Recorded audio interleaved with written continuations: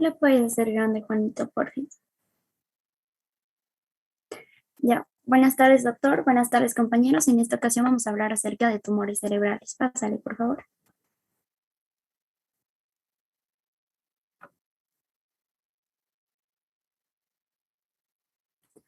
Entonces, para empezar a hablar de tumores cerebrales, debemos saber a qué nos referimos con tumores cerebrales. Esto no es nada más que el crecimiento de una masa de células anormales que se da en el cerebro.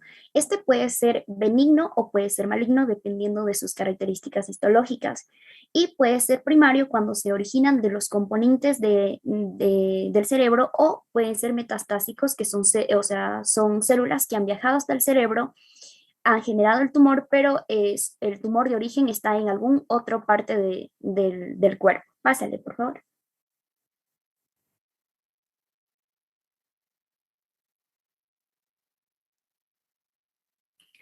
Dentro de la etiología no se identifica una causa específica, pero sí está relacionado con una predisposición genética. En esta tabla podemos resumir algunos de los síndromes que se han asociado con una mayor predisposición genética de los tumores del sistema nervioso.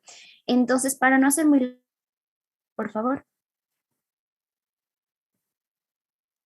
También, además de la predisposición genética que un paciente puede tener, también influye los factores de riesgo como ambientales y ocupacionales. Uno de los más importantes que influye son las radiaciones ionizantes, así como también un trauma cráneoencefálico y otros factores como los metabólicos, como la obesidad, especialmente en mujeres.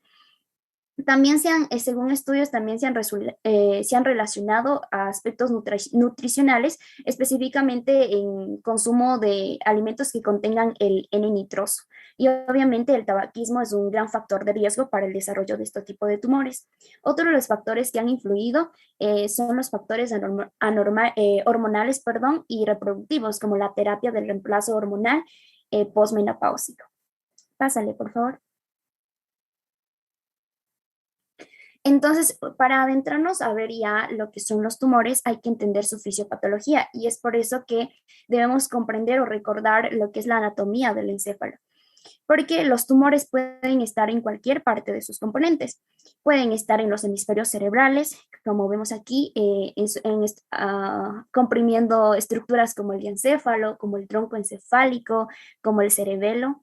Y vemos también aquí, sabemos pues que están conformados también o que tenemos los ventrículos que están dentro de los hemisferios cerebrales, los ventrículos laterales, el tercer ventrículo que está alrededor del mesencéfalo y el cuarto ventrículo que ya vendría a estar en el tronco encefálico. Entonces, estas estructuras debemos tomar en cuenta porque pueden estar afectados, porque ya más adelante vamos a ir detallando los tumores, por ejemplo, los tumores ependimarios, que son los que se encuentran aquí relacionándose con los ventrículos, con estas cavidades que nosotros tenemos dentro del encéfalo. Pásale, por favor.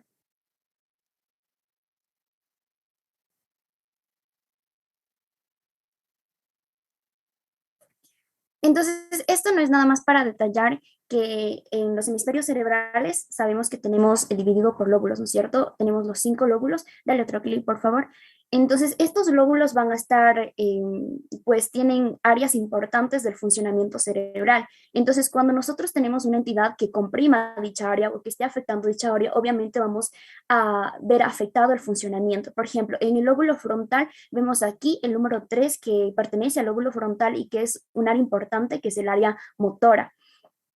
También tenemos el área premotora con el número 12, que esta se encarga de la orientación y los movimientos oculares. Entonces, saber las regiones y el funcionamiento normal de cada uno, pues esto nos va a ayudar porque en la clínica, porque si está afectado esa región, pues obviamente en la clínica se lo va a manifestar. Entonces, principalmente el lóbulo frontal se encarga de la memoria a corto plazo, aquí vemos el número 13 que se encarga de la memoria a corto plazo, del equilibrio, de las emociones, y tenemos un área muy importante en el lóbulo frontal, que es el área 4 que vemos ahí.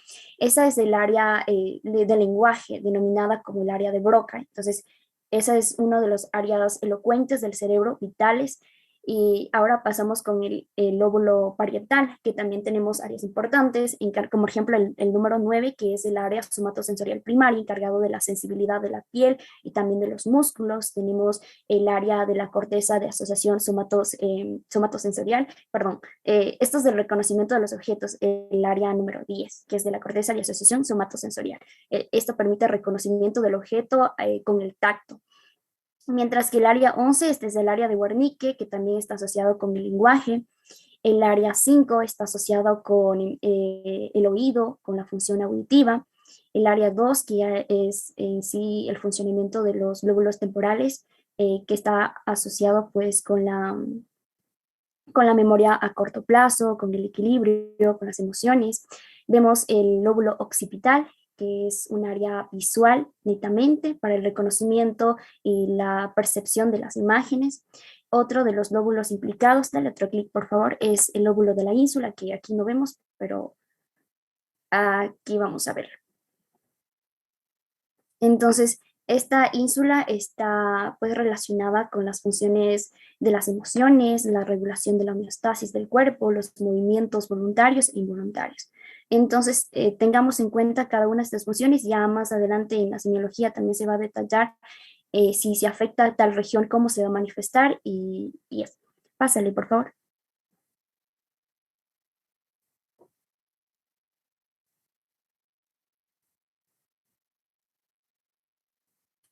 Otra de las estructuras importantes pues es el tronco encefálico, que es un sitio de relevo. Además de ellos son el centro, o ahí están las neuronas primarias que dan origen a los nervios, a los pares craneales, específicamente a partir del tercer par craneal. Entonces, si es que existe un tumor que esté afectando, comprimiendo, invadiendo este tronco encefálico, pues se van a ver afectados algunos de los pares craneales y sus manifestaciones clínicas están en relación de qué par craneal esté afectado, al igual que el cerebelo. El cerebelo pues se encarga de funciones importantes como el control del movimiento relacionado con los hemisferios cerebelosos, el del equilibrio relacionado con el nódulo flóculo nodular y el vérmix que se encarga del control postural.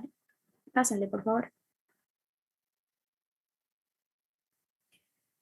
Esto es para detallarles que al ser el cerebro, el encéfalo en sí, un órgano débil, está protegido por una estructura dura que es el cráneo. Entonces, como vemos aquí, todo este encéfalo, este órgano está dentro de una cavidad craneana, entonces no tiene espacio para otro proceso expansivo. Es por eso que un tumor pues va a ir comprimiendo este tejido nervioso. Además, es importante resaltar que también, además de los huesos del cráneo, está protegido por tejidos como las meninges, que son la dura madre, la aracnoides, la pía madre. Y esta es importante porque también existen tumores que se originan de estos tejidos. Entonces, estos tumores van a estar en la periferia porque son tejidos que están recubriendo pues, por fuera al cerebro.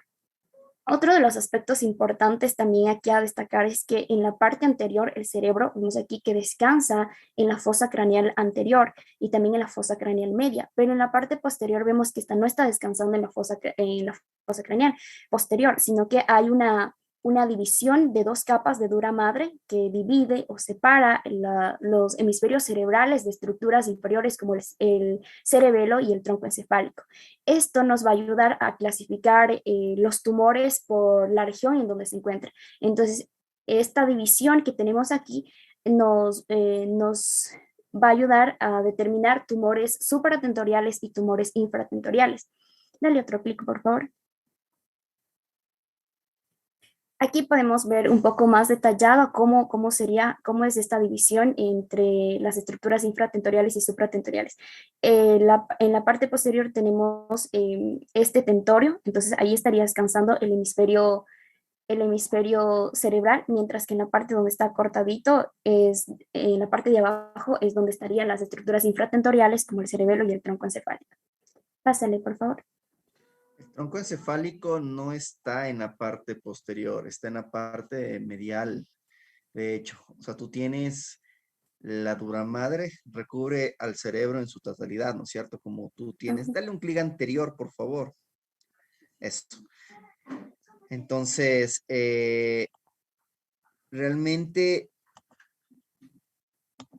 a ver, la parte de la dura madre, esta es una parte de la base del cráneo y la dura madre te forma cavidades, ¿no es cierto?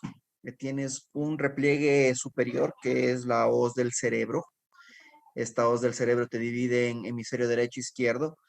Y en la base del cráneo, que es lo que nos está diciendo Eva, tienes un repliegue dural que está metiéndose hacia todo lo que es la fosa, descansa sobre el peñasco, ¿sí?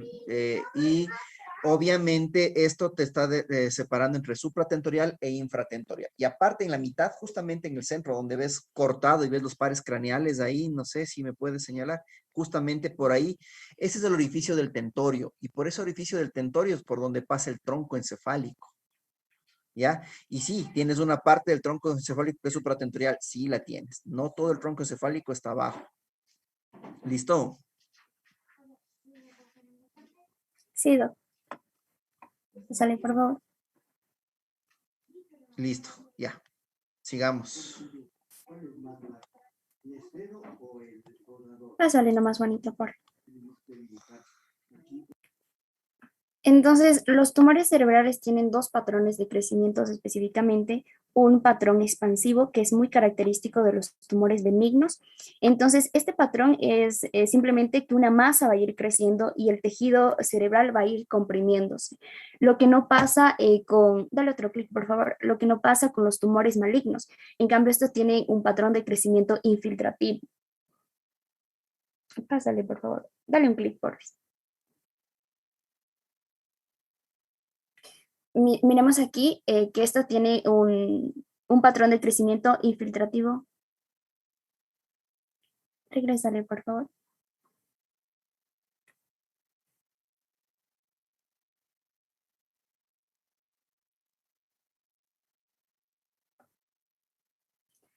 Entonces, como decía, los tumores malignos tienen esa característica de ser infiltrativos. Entonces, no es como como la imagen de arriba que simplemente va a ir comprimiendo a los tejidos nerviosos, sino que va a irse adentrando y pasando, o sea, por los tejidos nerviosos. Pásale, por favor. Para entender de dónde se originan los cerebros hay que conocer primero la histogénesis de las células que van a dar origen a los diferentes tumores que vamos a ver posteriormente. Entonces, nosotros ya tenemos el conocimiento de que el sistema nervioso pues está conformado por células neuronales y por las células gliales, que son los astrocitos, los oligodendrocitos, la microglia y las células ependimarias. Entonces, tenemos dos estructuras embrionarias que van a dar origen a estas diferentes células, que es la cresta neural y el tubo neural. Entonces, de la cresta neural hay dos células muy importantes que van a dar origen, que son las células de la pía madre y las células de la aracnoides. De estas células son las que van a dar origen a los meningiomas, que son tumores que van a estar en la periferia. No van a estar dentro del parénquima del cerebro, sino en la periferia, porque son estructuras que vimos anteriormente que están recubriendo al cerebro. Mientras que del tubo neural se originan células, las células de Schwann, que nos van a dar a los denominados neurinomas o también los denominados schwannomas. Y también otra de las células que van a dar origen o que se originan a partir del tubo neural son las células ependimarias, los astrocitos y los oligodendrocitos. Entonces, de estas células son las que se derivan los astrocitomas, los oligodendroblomas y también los ependimomas. Los ependimomas o las células ependimarias son las células que están recubriendo a los ventrículos que vimos, que están dentro de los hemisferios cerebrales, del tronco encefálico. Entonces son esas células cilíndricas que nos va a estar recubriendo. Entonces los ependimomas en sí, pues vamos a ver que están en relación con estos ventrículos, no son tumores que van a estar en el parénquima o a estar en la periferia como los meningiomas, sino van a estar en relación a estos ventrículos.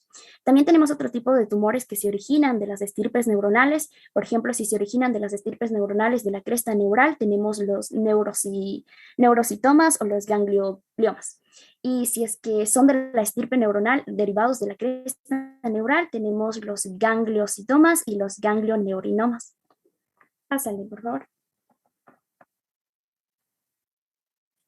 Aquí es solamente para ver la histología, ¿no? En cortes histológicos donde vemos el oligodendrocito, vemos una neurona, un astrocito, y aquí vemos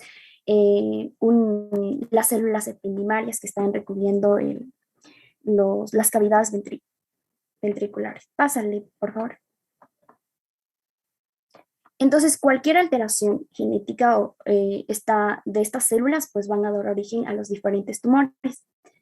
Pásale nomás, por favor. Listo. Ahora vamos a hablar un poco de la semiología del examen neurológico. Y pues el examen neurológico como tal se va a dividir en estos 7 aspectos. Entonces aquí vamos a observar que se divide a nivel de conciencia, como habíamos estudiado anteriormente. Los niveles de conciencia hay que saber diferenciar entre el estado de alerta, es decir, el estado, por ejemplo, si el paciente llega obnubilado, estupuroso o en estado de coma, y también del contenido de la conciencia, si es que llega confundido o con ciertos delirios. También vamos a analizar lo que serían funciones mentales superiores, los pares craneales, motricidad voluntaria y coordinación de equilibrio y marcha, ¿sí? Pásele, por favor. Muy bien. Dentro de las funciones cerebrales superiores, en sí el encéfalo va a estar trabajando en 3 bloques. Primero el de activación, el de recepción y de planeación y ejecución. Son 3. Uno de activación que va a estar trabajando o va a estar mediado en este caso por el tallo cerebral y también el parte central del encéfalo. La parte de recepción, almacenamiento y comprensión va a estar, digamos, manejado por el lóbulo occipital, el temporal y el parietal. Y en el caso del bloque de planeación, ejecución y evaluación de acción, va a estar el lóbulo frontal. Entonces, dentro de todo esto van a estar las funciones cognitivas, dentro del grupo de funciones mentales superiores. ¿Y cuáles van a ser? Pues la función de atención, memoria, orientación, lenguaje, praxias, noxias y funciones ejecutivas que vamos a ir viendo de dónde es que salen, cómo, si es que se encuentran alteradas, por qué van a estar alteradas y pues en qué lugares, ¿sí? Pásale, por favor.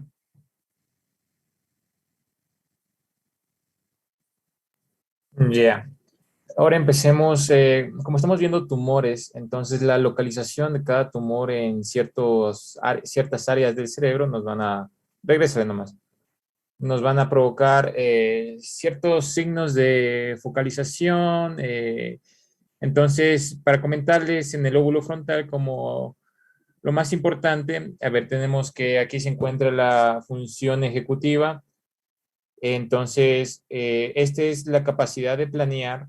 También nos encontramos con la personalidad, la memoria de trabajo. En este caso, la memoria de trabajo es la memoria que es inmediata. Por eso, cuando se le examina, se le pide al paciente que repita, por ejemplo, la oración que yo estoy leyendo a lo que yo termine. Les puse como ejemplo a Freddie Mercury porque él cantaba y decía "Eo", y el público repetía. Entonces eso es parte de la memoria de trabajo. Y otra cosa importante son el lenguaje. Entonces en el lenguaje vamos a tener, como pueden ver, el área de Broca, que vamos más o menos va a estar en las primeras circunvoluciones, en la pars triangularis, auricularis, por ahí más o menos, y también tenemos el área de Wernicke. Aquí, como nos había mencionado el doctor, vamos a tener sus patologías van a estar determinadas por las afasias. Las afasias, en este caso, como está ubicado en la parte motora, la área de Broca, y la sensitiva, que sería la de Wernicke. La de Wernicke también esto no está en el lóbulo frontal, pero para explicarles ambas afasias, también es la afasia fluente, es decir, el paciente va a estar hablando, pero no va a entender lo que se les dice, lo que se le dice. O sea, la persona siente que está hablando bien, pero son incoherencias, no son frases. Entonces, la persona no entiende lo que está sucediendo, de ahí es que encontramos a las personas hablando y tratando de expresar cosas sin sentido, por eso se llama afasia fluente. Es decir, no tiene insight. En cambio, la fascia de Broca, bueno, en la fascia de Broca, la persona se da cuenta de que está mal, o sea, hay insight. Entonces se mantiene callado porque se da cuenta que no puede hablar, no puede articular las palabras. Entonces hay esa sensación que es horrible de no poder expresar el pensamiento. Y bueno, lo bueno de estas personas es que no hay problemas con la escritura, entonces se pueden comunicar mediante la escritura. También tenemos otras funciones que es el intelecto y la motora. Bueno, aquí tenemos la corteza motora primaria. Eh, También nos vamos a encontrar con la corteza premotora, que es esta parte de aquí. Y bueno, la parte prefrontal. Y bueno, pásale a la siguiente para explicar los síndromes que vamos a tener de acuerdo a las áreas de la corteza frontal, del lóbulo frontal. Ya.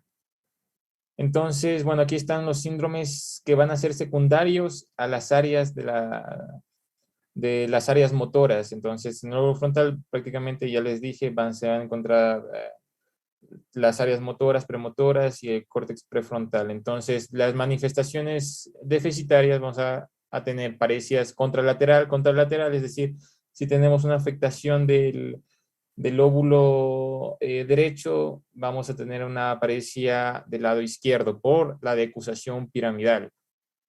También vamos a tener pérdida de los movimientos finos, sincinesias. Sincinesias son estos movimientos involuntarios que se suelen dar.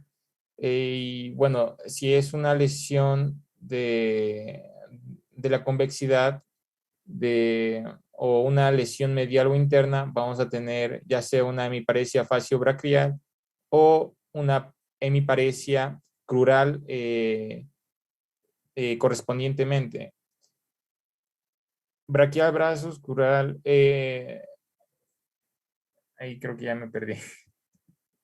Bueno, en cambio las manifestaciones paroxísticas tendríamos a las crisis epilépticas motoras y este desarrollo contralateral jacksoniano.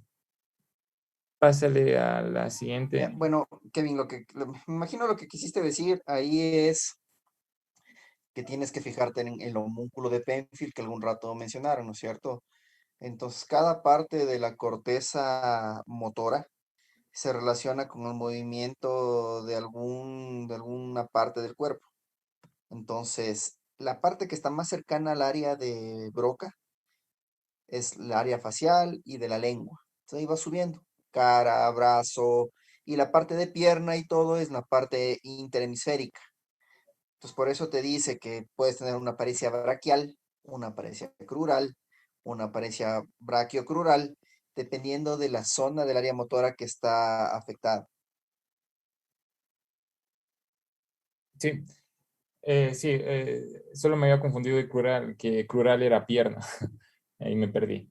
Ya, entonces, bueno, aquí en cambio ya estarían síndromes que estarían asociados a áreas, por ejemplo, la área 6 de Brodmann, como podemos ver aquí en la gráfica, en esta área de aquí. Ya, aquí esta es la corteza somatomotora de asociación. Entonces, ¿cuáles van a ser sus manifestaciones? Eh, por ejemplo, la apraxia motora. Tendríamos alteración de bueno, tendríamos apraxia orofonatoria, tendríamos, bueno, aquí como pueden ver, reflejo de prensión, hipertonía muscular, etcétera. En cambio, las paroxísticas, que ya son movimientos bruscos, serían las crisis motoras contralaterales. En la área 8, en cambio, vamos a tener, bueno, esta es la oculomotora, vamos a tener manifestaciones como desviaciones hacia la lesión, hablando de movimientos oculares. Tendríamos, bueno, esto ya les explicaré con los pares craneales que vamos a ver después. Y en manifestaciones paroxísticas, igual, desviación, pero de manera paroxística de los ojos. Aquí es en la dirección opuesta a la lesión. ¿Ya? Y bueno, ya esta parte de aquí tendríamos la área motora suplementaria también, Y aquí, en cambio, en esta área motora suplementaria tendríamos déficit de iniciar del habla, tendríamos en manifestaciones paroxísticas la palilalia, que sería la repetición de, de ciertas palabras o de sílabas consecutivamente, también imitación motora, reflejos de prensión, etcétera. Y bueno, aquí ya les expliqué la fascia de Broca, bueno, que aquí está en las áreas 45 y 44 de Brodmann. Pásale nomás para no demorarnos mucho, porque son muchas diapositivas. Ya.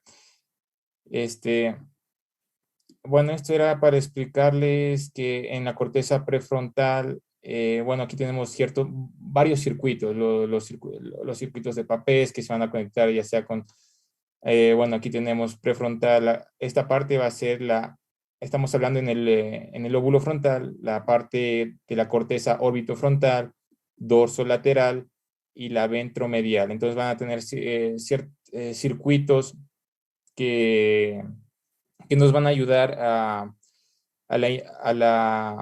ciertas acciones, por ejemplo, la sexualidad, tendremos las hiperactividades y las impulsividades, las manías, hipomanías. Entonces, si existen tumores en estas áreas, tendremos esos síndromes, tendríamos incluso depresión, hablando en este caso, de la corteza orbitofrontal. En cambio, en las dorsolaterales, aquí habrían problemas de planificación, tendríamos esta disfunción de la disfunción ejecutiva, que ya les mencioné lo que significaba, igualmente depresión, y bueno, sí, y en cambio en la corteza ventromedial, en esta parte de acá, ya estaría la reducción de la apatía, la cinesia, viene parte de lo emocional. Bueno, esto ya es parte de ciertos circuitos que existen y que se van crean, bueno, que tenemos y pásale a la siguiente nomás, para no A quedarnos ver, aquí. esta parte de la corteza premotora o prefrontal, principalmente son síndromes relacionados con la personalidad y la planificación, ¿ya? O sea, sí hay un síndrome dorsolateral, un ventromedial y un orbitofrontal. Y cada uno se caracteriza por lo que Kevin ha mencionado y de hecho está resumido en esa tabla. Pero lo que tienen que saber realmente es que estos son síndromes relacionados con nuestra planificación y nuestra personalidad. Acuérdense en que el lóbulo frontal es la parte del cerebro ejecutivo de nosotros, ¿ya? Es la parte que nos ayuda a la interacción con el resto de personas. Y depende qué parte se lesione, nosotros podemos perder esa interacción con el medio o nuestra forma de presentarnos. A veces tienes una liberación, como ya nos mencionaste, en la que el paciente pierde cualquier instinto de pudor. Puede desnudarse, puede orinarse, puede hacer la deposición en cualquier sitio, sin respetar la privacidad o más bien dicho, respetar a los demás. ¿Ya? Entonces, esta es la característica de estos síndromes prefrontales. Principalmente son síndromes de personalidad o síndromes que nos pueden hacer hasta cierto punto algo de psicosis. ¿Listo? Para que no se hagan tanto lío con todo lo que nos mencionó.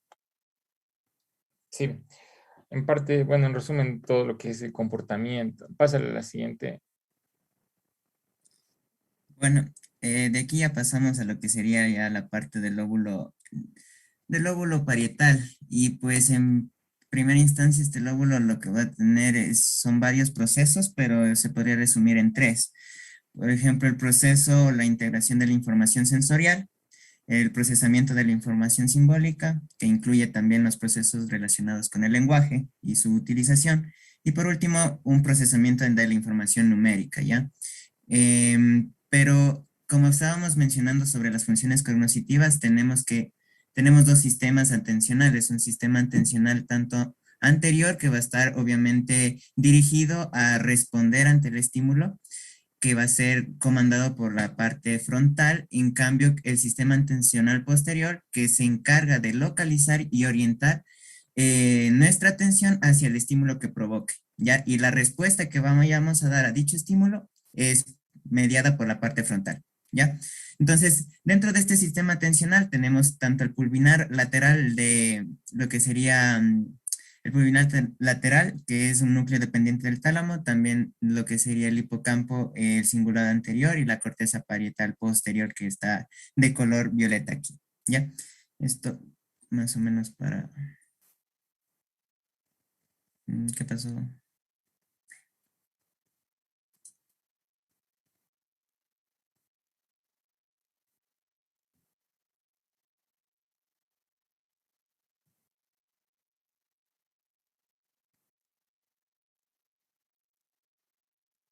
Ya, no sé si le puedes pasar a la siguiente, ya,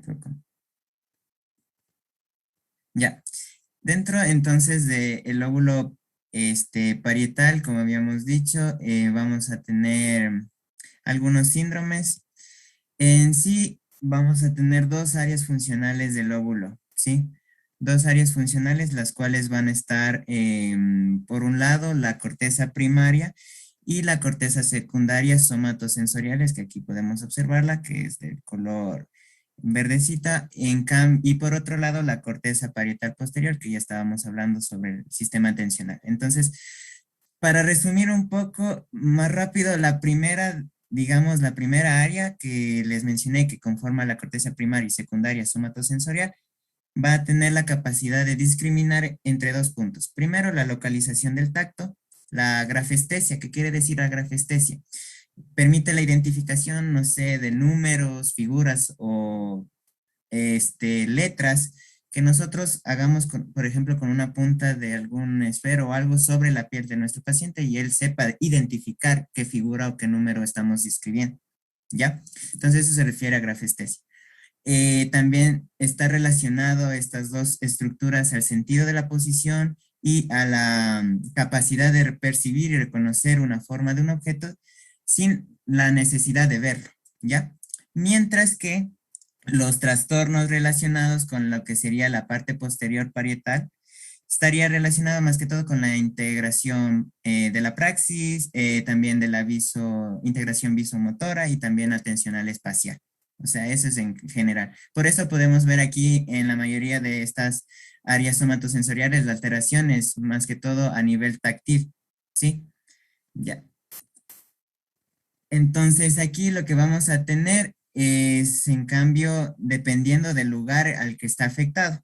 Por ejemplo, si es que tenemos que el lóbulo parietal izquierdo se va a estar afectando, vamos a tener lo que se denominaría, en este caso, este síndrome de Gerstmann, que va a incluir lo que serían síntomas como la acalculia, que es la incapacidad de realizar cálculos, también una confusión, y también la dificultad a la hora de escribir, denominada grafia, ¿ya? En casos de que, por ejemplo, también se puede presentar lo que sería una fascia anómica o una fascia semántica, y este gráfico de aquí era solo para ponerles, explicar cómo es el proceso, digamos, del lenguaje, ¿ya? En este caso, tenemos el área de Wernicke, que luego se va a conectar a esta área de conceptos, donde se van a comprender el significado de las palabras o estímulos auditivos que ingresen por esta área de Wernicke. Luego vamos a tener que va a estar conectada con el área de Broca, donde se va a generar la producción del lenguaje, y tanto el área de Wernicke como el área de Broca van a estar conectados directamente por medio de un fascículo arqueado. Y estas áreas van a encontrarse obviamente en el hemisferio dominante. ¿Ya? Entonces, ¿qué quiere decir afasia anómica? Pues hay una alteración, déjenme ver si es que le puedo poner, ya, aquí, entonces, hay una alteración que es una parte de la porción del temporal y una parte del parietal inferior, es más que todo, va a haber una alteración en lo que sería en aquellas personas que tienen esa, por ejemplo, esa característica de que no se acuerdan las cosas y dicen, tengo en la punta de la lengua lo que quiero decir, pero no me sale. Entonces, más o menos esa es la fasionómica. Su habla es fluida, su comprensión también es mantenida.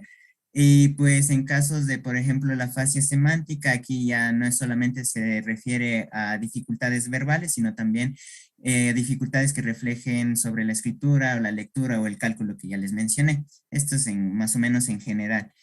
En casos de que esté afectado el lóbulo derecho, pues puede producirse lo que sería en general una heminegligencia, que quiere decir una incapacidad de prestar atención ya a los estímulos presentes en el lado izquierdo del cuerpo, a la vez que la persona también no se va a dar cuenta que tiene dicho problema, ¿sí? O sea, tenemos seminegligencia y anosognosia. Anosognosia es esa incapacidad del paciente de saber que tiene un problema.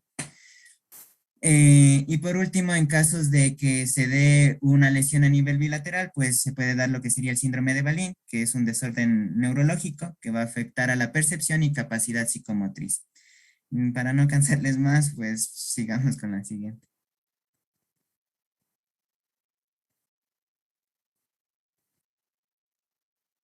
Ya, bueno, en este caso, el lóbulo temporal va a ser el encargado de tener estas, bueno, de la corteza auditiva primaria, la auditiva de asociación. Tendríamos en la parte del, como pueden ver en la imagen, esto es lo que estaba de color coloreado, es el lóbulo temporal, entonces podemos dividirlo en temporal lateral, temporal inferior. Inferior es más, como está más cerca del occipital, va a estar asociado a la asociación visual. Y si hablamos de temporal medial, esto ya estamos incluyendo el lóbulo, bueno, más bien a esta corteza límbica, paralímbica, y prácticamente vamos a tener en resumen, el reconocimiento de objetos, caras, en el caso de la parte inferior del lóbulo temporal. Alteraciones, tendríamos la prosopagnosia, que no podré, no, la paciente no identifica los rostros. Aquí también tenemos el área cerca con el parietal, la área de Wernicke, que ya les mencioné. En la área límbica se estarían las emociones. También tenemos la memoria cerca de la región hipocampal, la memoria a largo plazo.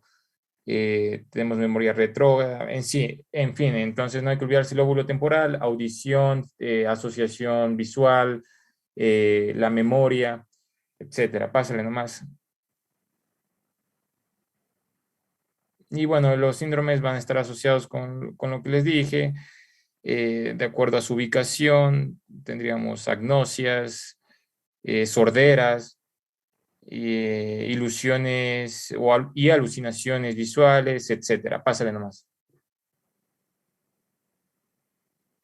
Y bueno, esto es de acuerdo a cada corteza. Si se encuentra corteza lateral, si es lateral, tendríamos amnesia retrógrada. Si es la corteza límbica, tendríamos las manías, eh, la hiposexualidad, conducta estereotipada, psicosis, etcétera. O sea, es dependiendo a la ubicación de las áreas en el lóbulo temporal, tendríamos ciertos síndromes. Pásale nomás. Ya, entonces ahora hablando de lo que sería el lóbulo occipital, pues sabemos que se va a encontrar en la parte posterior de la corteza, o bueno, del encéfalo en sí, y va a recibir la información proveniente de lo que sería, de lo que sería, no sé qué pasó, de lo que sería la proveniente de las retinas, ¿no?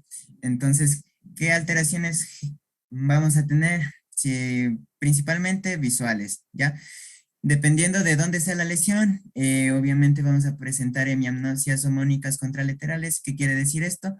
Que como podemos ver en el lado izquierdo de color celeste, en el número 5, quiere decir que prácticamente si es que hay un daño a nivel de lo que sería el tracto óptico, donde se unen tanto el haz nasal como el haz temporal, perdón, el haz temporal como el haz nasal del, del lado izquierdo en este caso, pues obviamente vamos a tener una hemiamnosia homónima porque se están afectando los dos haces previos a pasar el quiasma.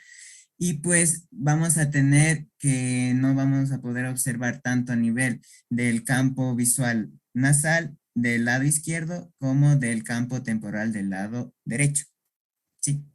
Entonces, si es que, obviamente, si es que hay alteraciones en lo que serían ya las radiaciones ópticas, tanto externas como internas, o como lo menciona aquí en el cuadro, superiores o inferiores, vamos a presentar lo que sería cuadrantopsias superiores e inferiores. Es decir, por ejemplo, en el número 6 podemos observar que las cuadrantopsias son superiores debido a que están afectadas las partes externas y En el número 7, pues podemos ver que debido a una afectación en las radiaciones ópticas inferiores, vamos a tener una cuadrantopsia igualmente inferior.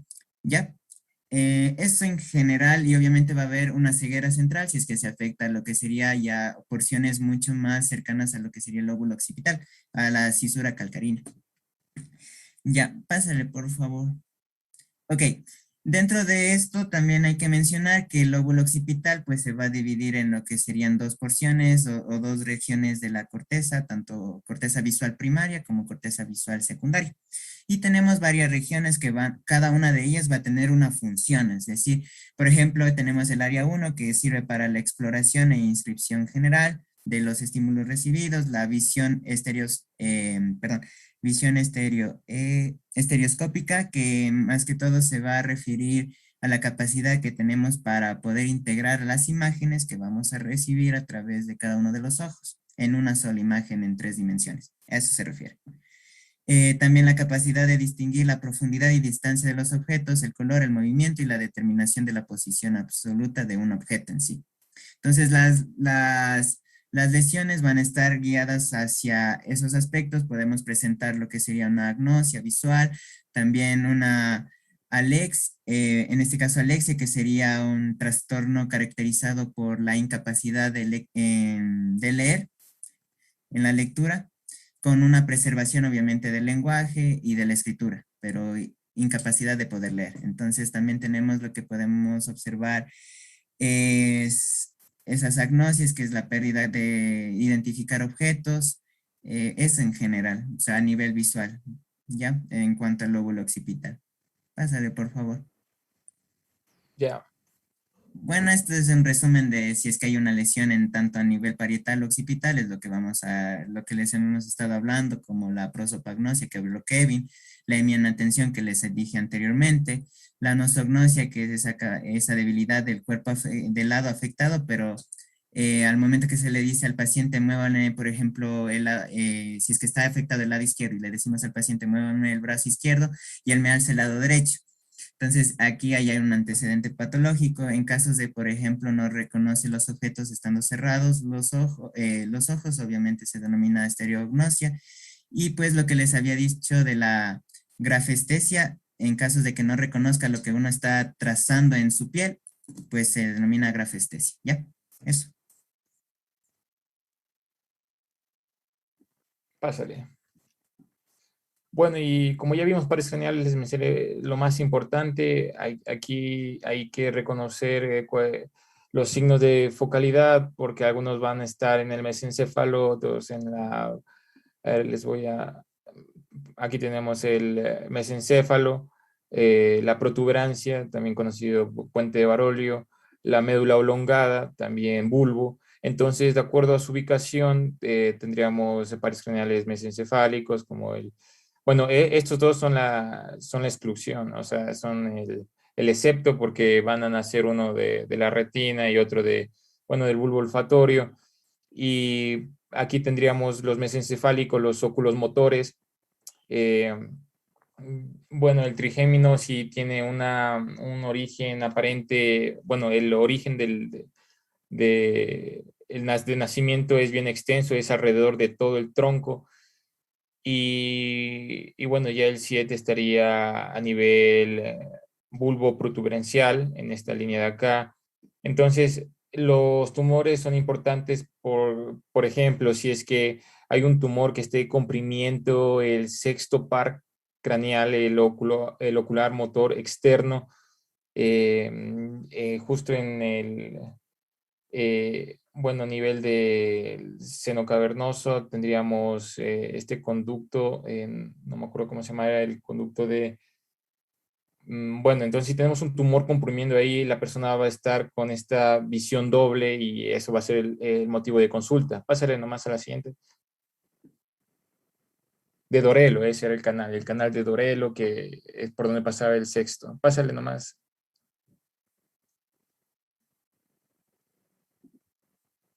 ¿Sí me escuchan? Así. Pásale. Pásale, ese es el resumen de todos los pares craneales. Pásale.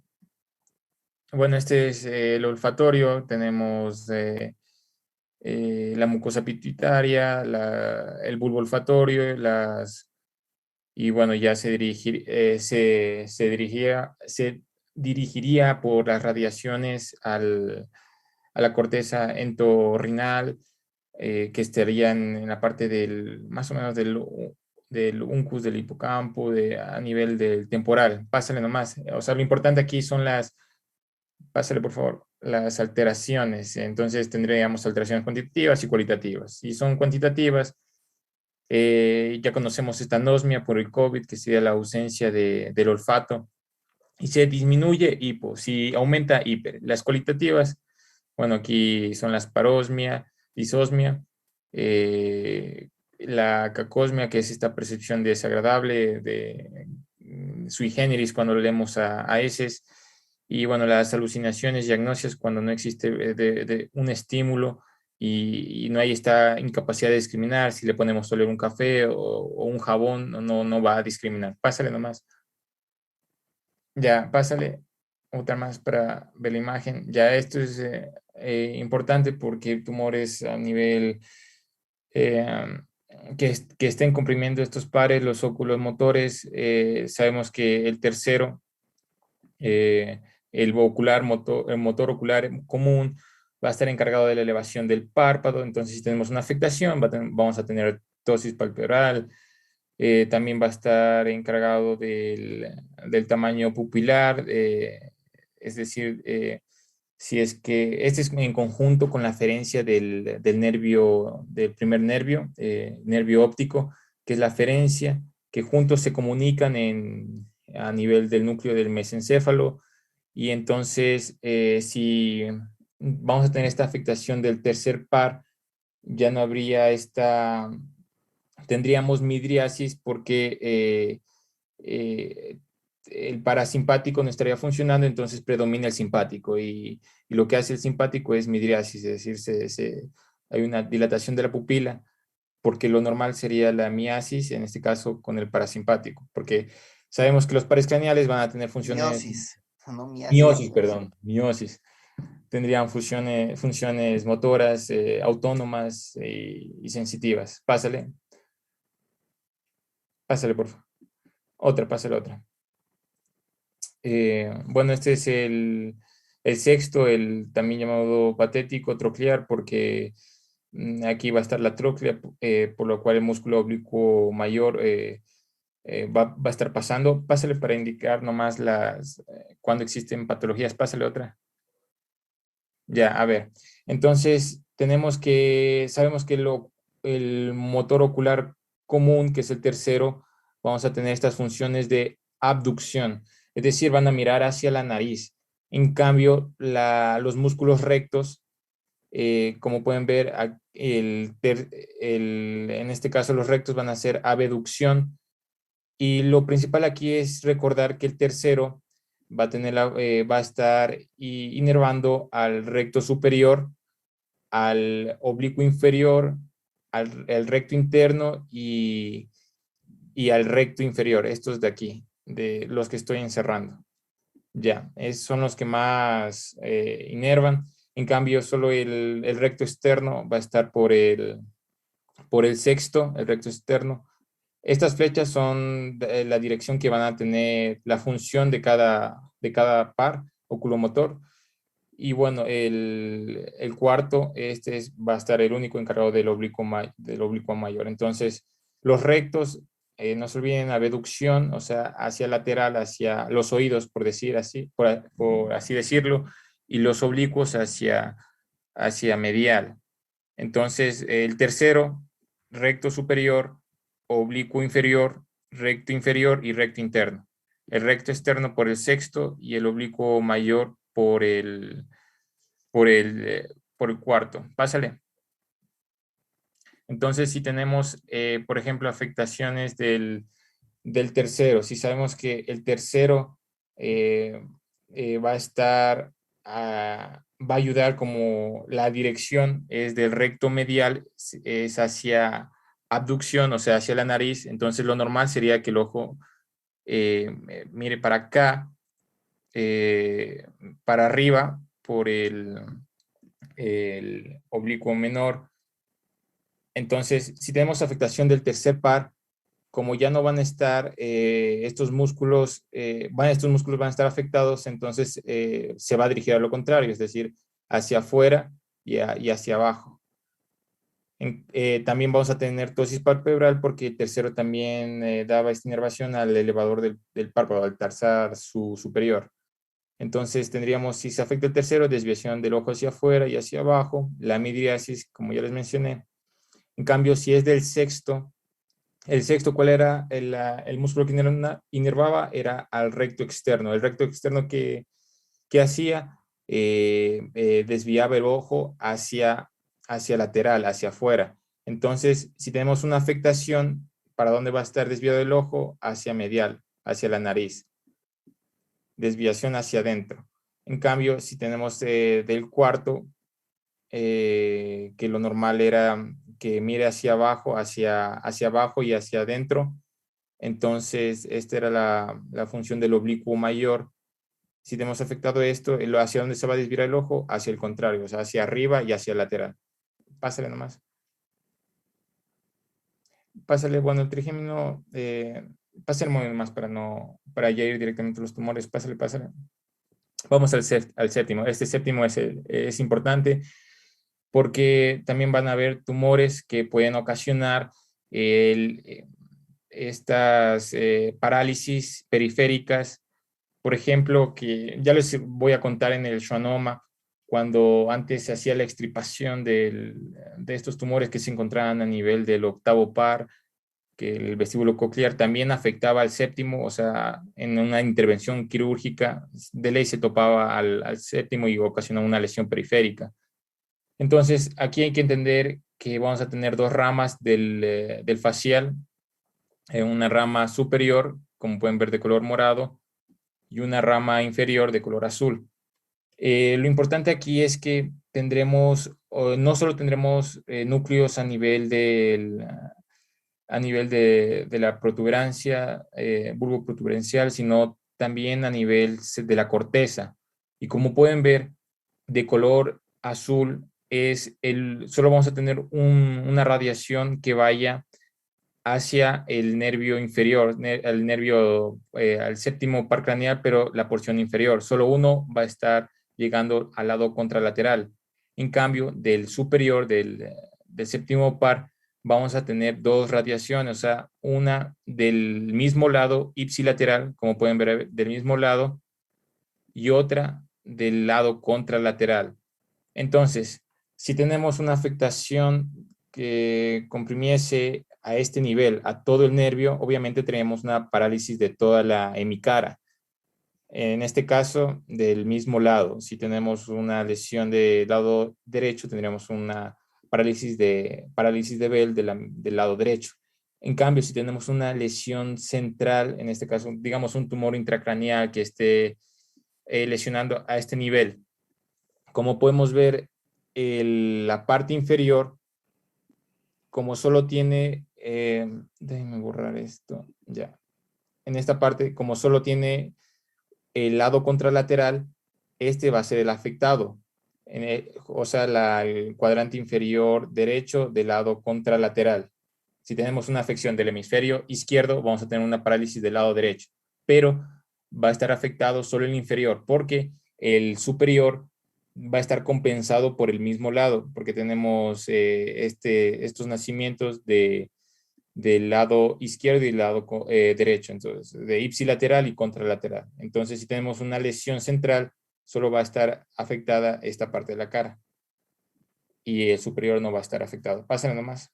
¿Sí entendieron esta parte, muchachos? O sea, o se hicieron lío en alguna cosa.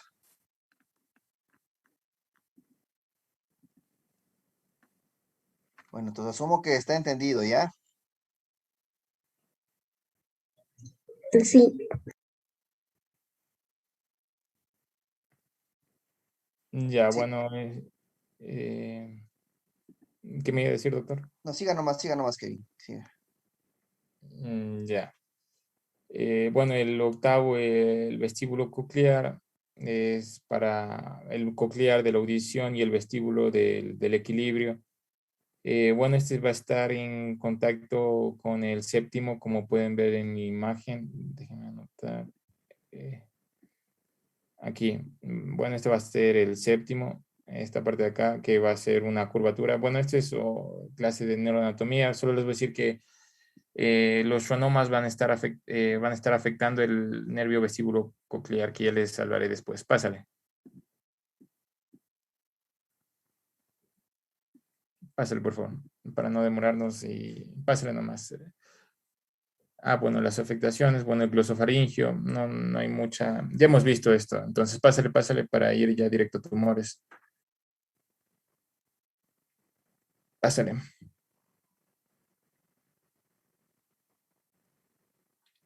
Bueno, antes de eso, la exploración de vía motora por mi compañero. ¿Vas a decir algo, John? Sí, sigo nomás con la exploración completa. No, rapidito. Sí, hágale un resumen nomás. ¿Qué es lo que va a haber en la vía motora? O sea, ¿cómo diferencia una motoneurona superior de una motoneurona inferior? Punto. Ok, a ver. Pásale una para buscar el gráfico. Ya, verán, lo que pasa aquí es la función motora va a venir de dos vías. Una de la vía piramidal, netamente, que va a tener las dos neuronas. Ya, la primera neurona va a encontrarse a nivel de la corteza. Pásale una para más o menos que entiendan lo que les voy a explicar. Ya, aquí tenemos el homúnculo de Penfield y lo que vamos a ver es que prácticamente si es que hay una lesión tanto a nivel de la corteza, a nivel de, donde pueden ver que se unen estos haces, es decir, a nivel de la cisterna, vamos a ver que de la cisterna interna, vamos a tener un daño, un daño completo de la motricidad en este caso, ya que va a ser un daño a nivel de la cara, a nivel del brazo y a nivel de la pierna, ¿sí? Pero si es que tenemos, por ejemplo, un daño en la corteza, por ejemplo, solo en el lado de la corteza superior, lo que me va a estar afectando principalmente es la falta de motricidad a nivel de los brazos, ¿ya? Más o menos así va la cuestión en este aspecto. Si hay un daño a nivel cortical o a nivel de la cisterna, de la cápsula interna, no cisterna, perdón, de la cápsula interna o a su vez del tronco cerebral, pues aquí como ven las fibras bajan continuamente y pues se va a afectar todo el lado contralateral, ¿no? Ya, eso con respecto a este aspecto de la función motora, tenemos dos maniobras, maniobra de Barré y Mingasini. Una es para las extremidades superiores y otras inferiores. Ya, Las dos pueden ser para superiores e inferiores, John. perdón. Pero sigamos. Las dos, tanto Barré como Micassini puede ser en superior. Bueno, esto es en caso de los tono muscular y reflejo. Bueno, en el gráfico de acá arriba de la izquierda se explica un poco lo que sería cómo es que se dan los reflejos. Los reflejos se dividen en dos, flexores y extensores.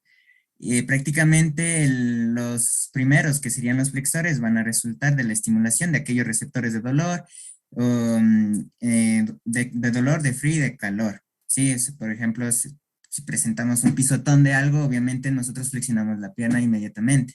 ¿Por qué? Porque estamos respondiendo a ese estímulo. En caso de, por ejemplo, de un reflejo extensor, pues vamos a hacer, se origina más que todo en el receptor sensitivo llamado uso muscular de Kuhn, que se va a situar a nivel de todos los músculos extensores y pues estos van obviamente, como ven en el gráfico, van a alargar, van a enviar lo que sería vías o sus raíces a nivel dorsal y luego penetran la médula espinal, hacen el relevo hacia las neuronas y después activan las motoneuronas, ¿ya? Y pues este tipo de reflejo es músculo muscular, ¿ya? Y más que todo está ideado para mantenerse erecto. Y pues aquí tenemos varias maniobras que no sé si explicarlas cada una, pero No, en vamos fin, más directo a lo que ya nos corresponde a los tumores. Ya pasemos ya, toda esta parte de semiología ya.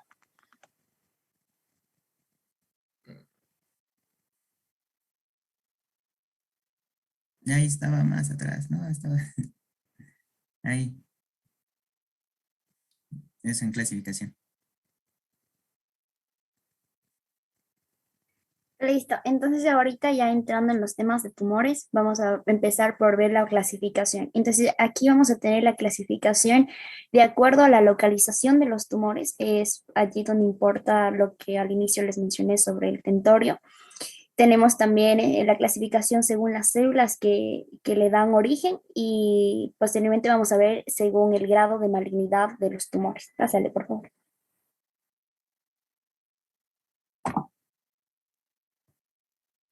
Ya, esta gráfica nos va a dividir por este repliegue de la dura madre, que es el tentorio. Entonces tendremos tumores supratentoriales, es decir, lo dividiremos a este nivel, ¿verdad? Todo lo de arriba sería supratentoriales y lo de abajo infratentoriales. Los infratentoriales son con mayor frecuencia en niños, en cambio los supratentoriales tenemos en los adultos. Y tendríamos, bueno, aquí el 30% serían ependimomas, tumor neuroectodérmico, que también es el bueno, sí, ya les comentaré después. Pásenle nomás a la siguiente. Ya, bueno, esta es una clasificación más extensa de los supratentoriales, en donde a nivel de hemisferio vamos a tener estos tumores neuroectodérmicos, los ependimomas, que son las células que recubren los ventrículos, los meningiomas, bueno, estos son los más importantes, los ependimomas, los meningiomas, astrocitomas y este tumor neuroectodérmico. En la región celular, bueno, esto es hablando de silla turca y a nivel de hipotálamo, como podemos ver, tendríamos el adenoma hipofisiario que les comentaré. De la misma manera, meningioma, porque las meninges están en la periferia y en la base del cráneo, amartoma, el cráneo faringioma, que también les explicaremos más después. Los pineales, de acuerdo a a sus células, pueden ser germinales o de las células pineales o los gliomas. Los gliomas también son, bueno, de la glía o también puedes de los astrocitos, que son los que dan sostén al- a las neuronas. Y de los ventrículos los podemos clasificar de acuerdo a su estructura, si están adyacentes o hacia adentro o hacia interior, los disembriogénicos o de células germinales. Eh, bueno, aquí también se nos repite los meningiomas, ependimomas, estamos hablando de ventrículos, de los tumores de plexo coroideos, astrocitomas, oligodendroglioma. Aquí, en cambio, los disembriogénicos tendríamos los quistes y los desmoides. Y a nivel de cráneo, podemos también clasificarlos como benignos y malignos. Los malignos, este es uno de los más importantes, el rhabdomyosarcoma, los linfomas y las metástasis. Las metástasis ya vendrían a ser secundarias, ¿verdad? Metástasis de pulmón, de tumores de riñón, de mama, etcétera. Pásale. Y aquí tenemos un poco la clasificación igual de los tumores infratentoriales, pero más que todo es debido a la localización en donde se originan dichos tumores. Por ejemplo, en la fosa posterior tenemos que se puede originar a nivel del cerebelo o a su vez a nivel de parte de la médula, como el meduloblastoma. Entonces, en sí, astrocitomas también van a ser característicos en esta zona del cerebelo. También puede verse afectado lo que sería el tronco cerebral por estos gliomas, incluyendo también lo que sería otro lugar, sería a nivel del el tracto del cuarto.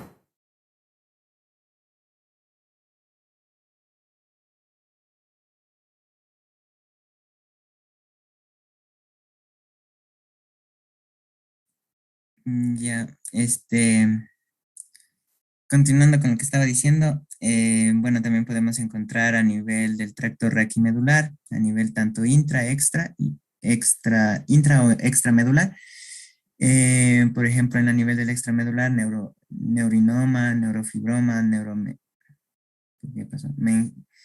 Meningiomas, y a nivel extradural, pues las metástasis, específicamente también sarcomas o linfomas. Eso con respecto a la clasificación. Y ahora sí pueden pasarle nomás. Ya, aquí tenemos una explicación bueno, voy a explicar dos hipótesis del por qué se van a dar la formación de gliomas.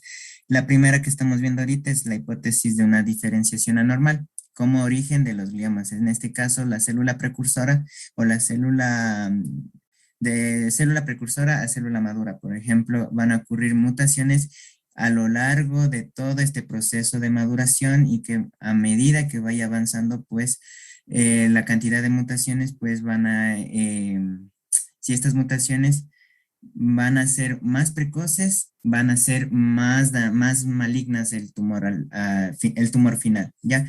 Entonces aquí podemos observar que prácticamente estas células, las células madres adultas multipotenciales van a proliferar en células progenitoras adultas y una mutación temprana, por ejemplo, en la ruta del desarrollo de astrocitos a oligodendrocitos maduros daría lugar a lo que sería un glioblastoma multiforme o un oligoastrocitoma mixto, ¿sí? Si es que las mutaciones van a ocurrir después de que la vía de desarrollo se divida y dan lugar a astrocitos o oligodendrocitos, darían lugar a los típicos astrocitomas anaplásicos o oligodendrogliomas anaplásicos, ¿ya? Esto con respecto a la primera hipótesis, que es diferenciación anormal, ¿ya? Pásale por favor a la siguiente. Ya, en este caso es la segunda hipótesis que se planteó, era sobre la desdiferenciación. ¿Qué quiere decir esto?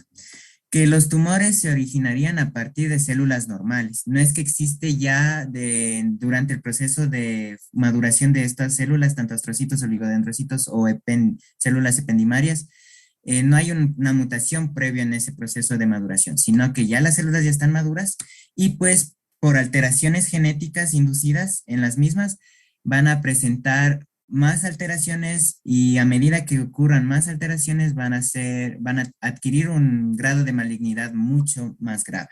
¿Sí?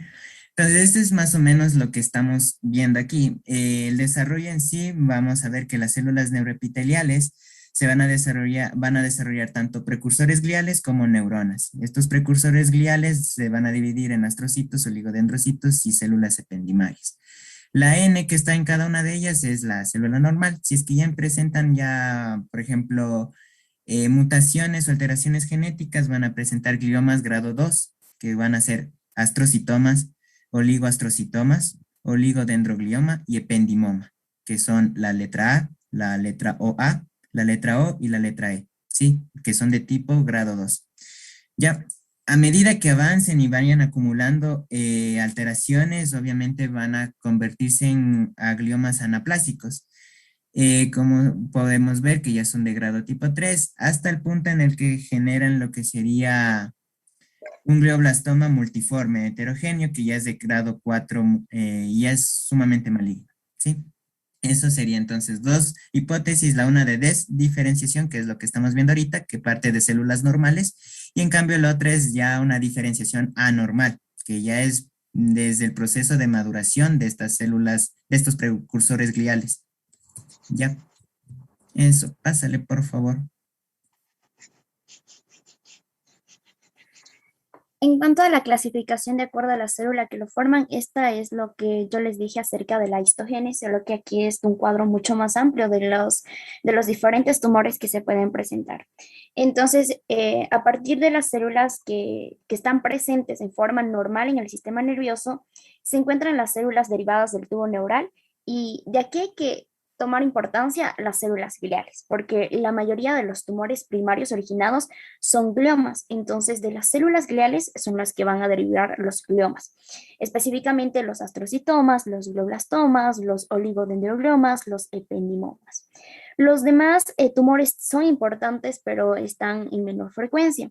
Entonces también tenemos los tumores derivados de las células neuroectodérmicas indiferenciadas, que es el meduloblastoma, los tumores neuroectodérmicos primitivos, también de la estirpe neuronal, que son los neuroblastomas, neurocitomas, gangliomas, los gliomas neuromas, y de los pineolocitos tenemos los pineocitomas y los pineoblastomas. Asimismo, tenemos de las células derivadas de la cresta neural, que tenemos los meningiomas, de las células de Schwann se derivan los neurinomas, los neurofibromas, de los melanocitos vienen los melanomas, y a partir de los remanentes embrionarios presentes en el sistema nervioso están los derivados del epiblasto, que tenemos los craneofaringiomas, los colestiotomas, y de la notocorda tenemos los cordomas.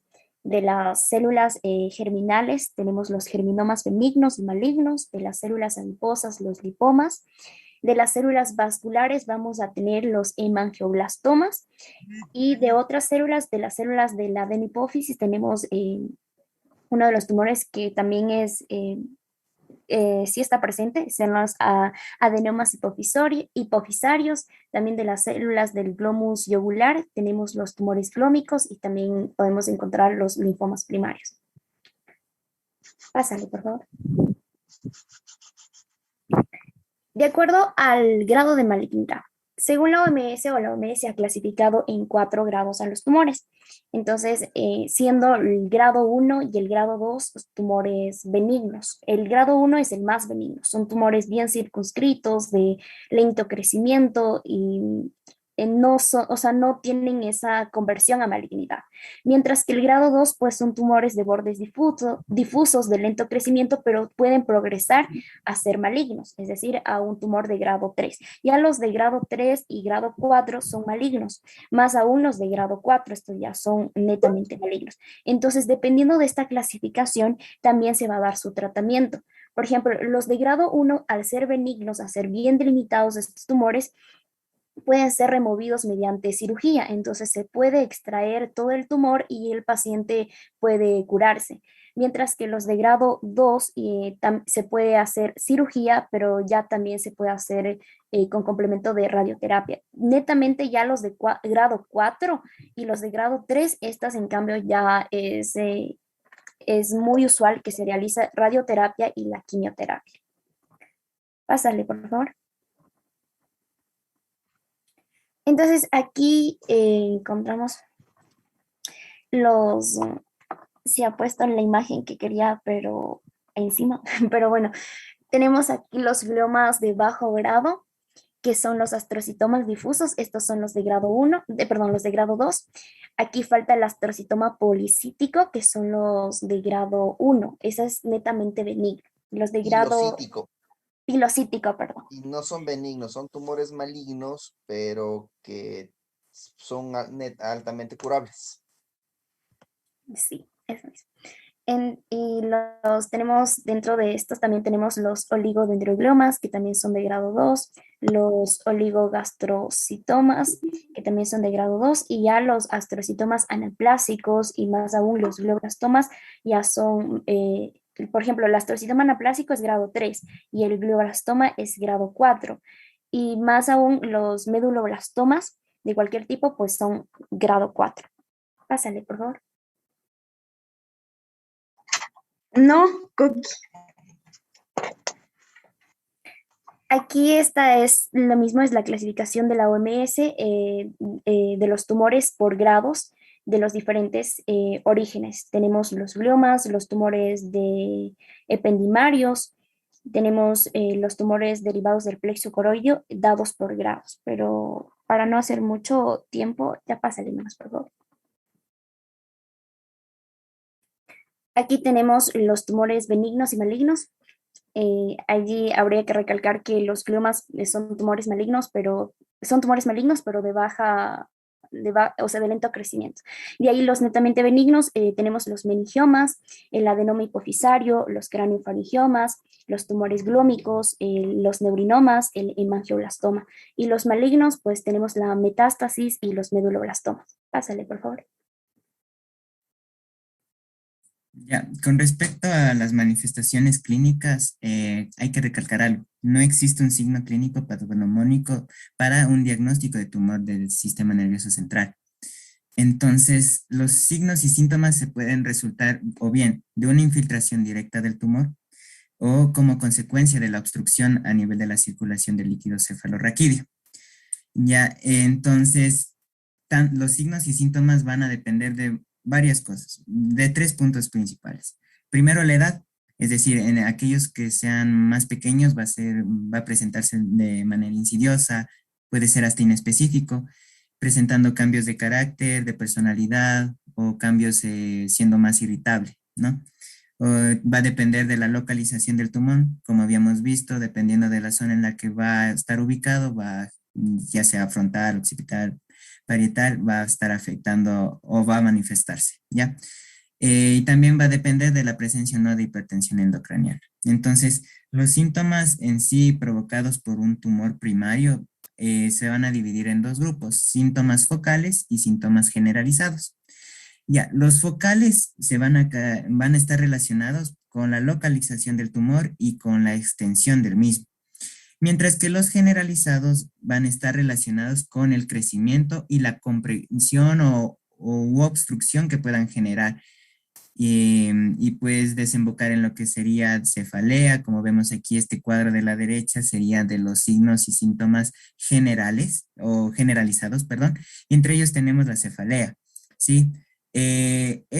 Más que todo, la cefalea va a estar presente, mencionaba la bibliografía que va a ser más severa.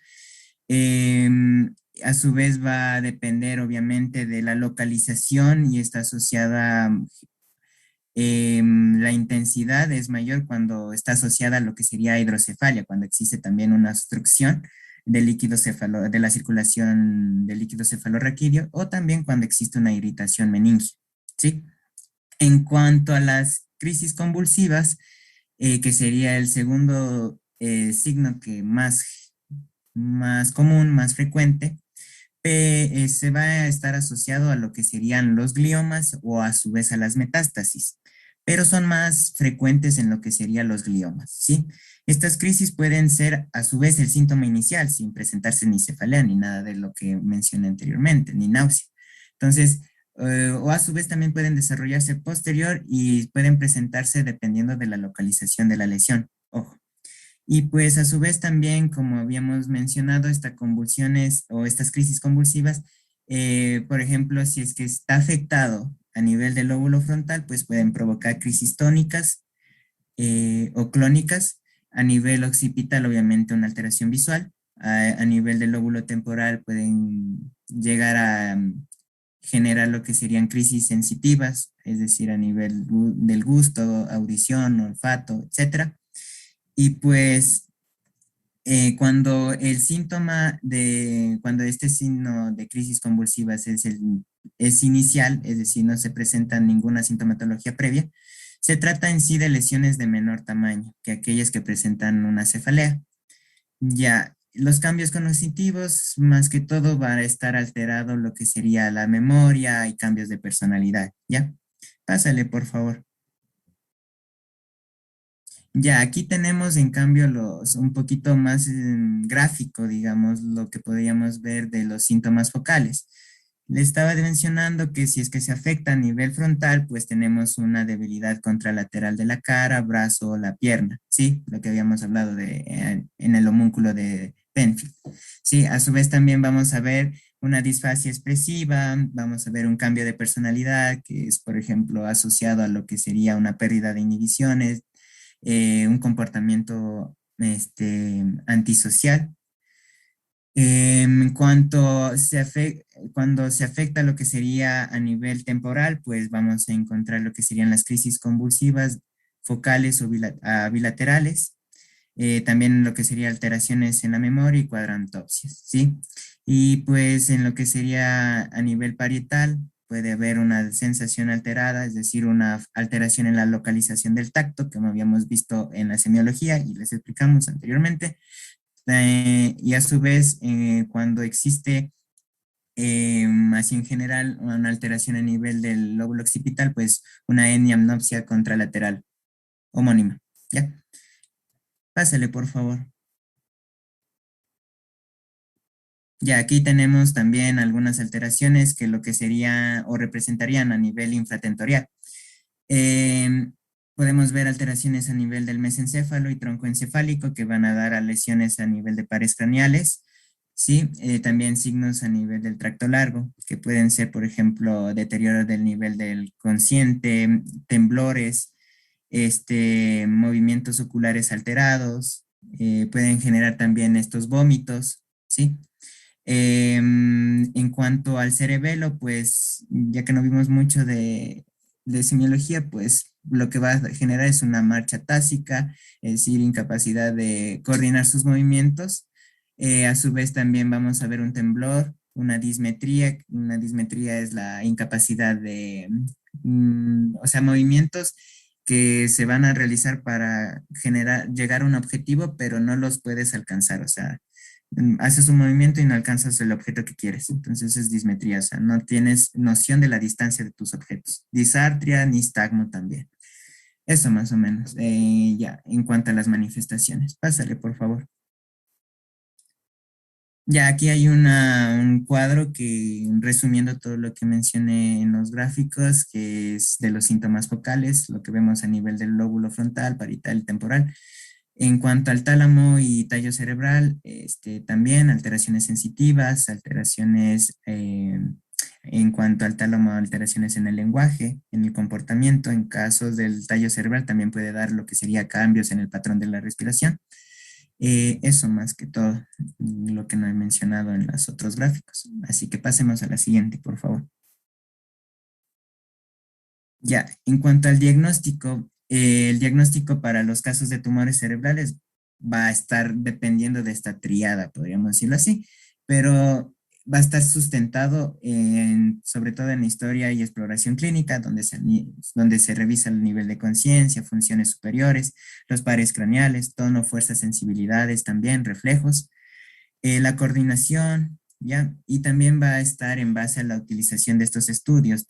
Los más sensibles son los dos, la resonancia y la TAC, que nos va a ayudar ¿para qué? Para la localización de la lesión y entender si es que es una lesión única o si es una lesión múltiple.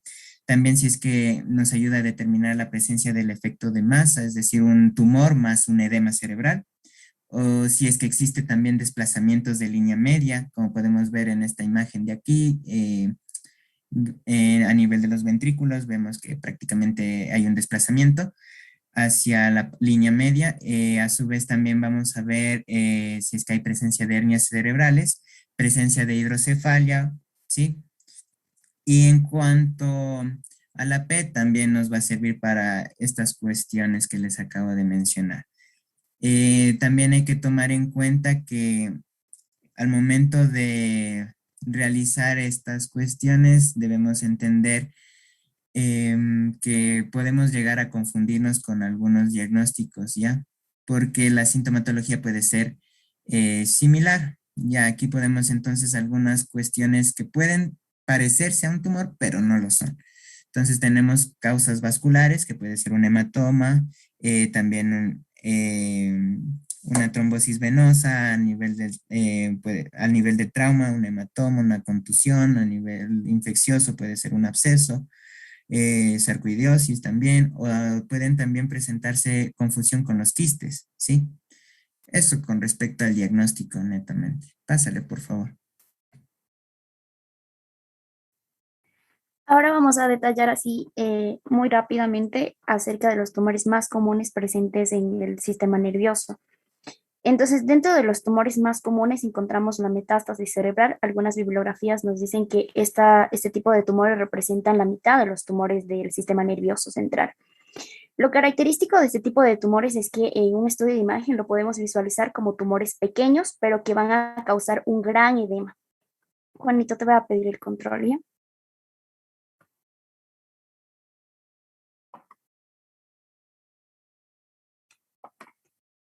Listo. No sé si se ve mi mouse.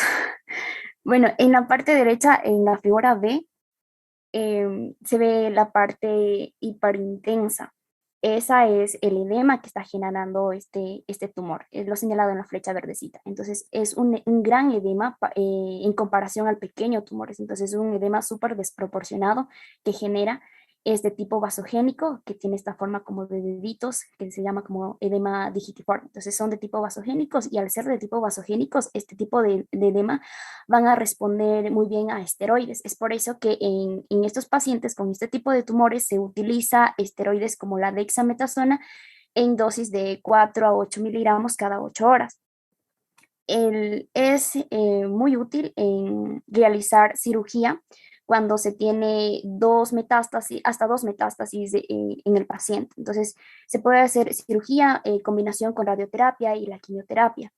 En caso de que sean más de dos metástasis, ya no se utiliza cirugía, sino que solamente se hace radioterapia y quimioterapia. Pásale, por favor. Esto es importante porque los tumores que van a dar metástasis al cerebro, los más comunes son los tumores originados en el pulmón, el de la mama, son los que comúnmente dan metástasis al cerebro. Existen también otros tumores, que es el melanoma, renal, gastrointestinal y el colorectal, pero ya hay menor frecuencia. Pásale, por favor. Dentro de los tumores cerebrales primarios ya en sí, los más comunes son los gliomas y dentro de estas los astrocitomas.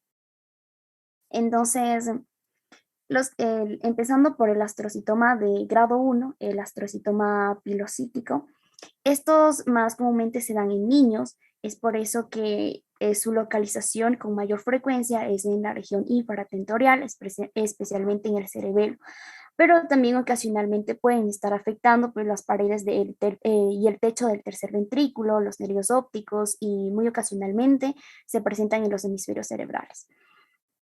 Al ser un astrocitoma grado 1, tiene características de benignidad, tiene un aspecto quístico, como vemos en la imagen 1, tiene este aspecto quístico con un contenido sólido en su interior y el tratamiento aquí es quirúrgico. Entonces se puede hacer cirugía, extraer el tumor y si lo extraemos completamente, el paciente queda curado. En caso de que el cirujano extraiga, o sea, deje una pequeña porción del tumor, lo que va a pasar es que vuelve a crecer, pero vuelve a tener estas características de benignidad y no es que progresa a grado 3 o grado 4. Pásale, por favor. Dentro de los astrocitomas infiltrantes y encontramos el astrocitoma difuso, que es grado 2, que tiene ciertas características de benignidad también, pero estas pueden progresar a ser un astrocitoma anaplásico o un glioblastoma. Estos tres tipos de astrocitomas son más comunes en los adultos, representando el 80% de los tumores craneales primarios y se presentan generalmente en los hemisferios cerebrales, es decir, a nivel de supratentorial, pero también pueden originarse pues, a nivel del cerebelo, del tronco encefálico, de la médula y con mayor frecuencia se presenta entre la cuarta y sexta década de vida. Los signos y síntomas que se pueden presentar son las convulsiones, las cefaleas y obviamente los defectos neurológicos focales, es decir, de acuerdo a la localización y también de acuerdo a la velocidad en que esté creciendo el tumor. Entonces, en la primera imagen, en la secuencia T1 de la resonancia magnética, tenemos este tumor, un astrocitoma difuso, que tiene la misma intensidad que el líquido cefalorraquídeo. Lo característico de este tipo de tumor es que aún se identifican los bordes del tumor, es decir, que hay los bordes que separan del tejido nervioso, lo que no pasa ya cuando es un tumor maligno, que ya es infiltrante, ya no se puede delimitar. Entonces, se puede hacer cirugía, también se puede hacer radioterapia y quimioterapia. También hay que destacar que, o sea, histológicamente tiene características benignas, pero por su localización puede tener características de malignidad. Por ejemplo, en esta imagen, en la parte derecha superior, tenemos un tumor que está en la parte temporal, entonces está afectando ya el área del lenguaje. Entonces, en este tipo de pacientes, pues la cirugía no sería lo ideal porque es un área crítico. Entonces, lo que aquí se recomienda hacer es una radioterapia, una quimioterapia. En caso de ser un astrocitoma anaplásico o glioblastoma, que ya son netamente malignos, lo característico de esta es que en los bordes, en la parte inferior vemos los bordes, no lo puedo señalar, tenemos los bordes que van a captar muy bien el contraste y en la parte central tiene esta característica de la necrosis que se presenta. Además, tiene este aspecto de un glioma en mariposa. Esto es porque se van a originar en una parte y ya se está pasando al otro hemisferio. Entonces, esto le da el aspecto de glioma en mariposa. Entonces, en este tipo de tumores, el cirujano puede hacer resección del tumor, pero no netamente, nunca va a poder sacar completamente el tumor, porque ya está infiltrando el tejido nervioso. Incluso cuando el cirujano saque con poco del parénquima del cerebro, no es que va a tener un mejor pronóstico, sino el pronóstico de vida va a ser el mismo, o sea, va a ser muy corto, porque ya, o sea, se dice que es aproximadamente hasta 15 meses. Entonces va a ser el mismo a pesar de que esté sacando supuestamente todo el tumor, sacando ya con un poco del parénquima cerebral. O sea, en fin, no va a lograr sacar todo porque es como una enfermedad sistémica. Entonces, a pesar de que esté supuestamente sacando todo el tumor, y existen otras células que son células cancerígenas que ya están en otro sitio del cerebro. Entonces, por eso que va a ser el mismo pronóstico que aquel paciente que solamente saque parte del tumor. Pásale, por favor.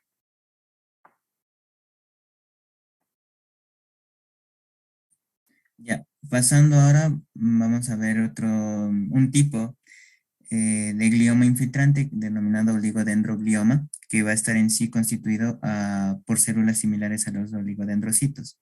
Este tumor va a representar alrededor del 5 al 15% de los gliomas y se van a detectar a menudo hacia la cuarta o quinta década de vida.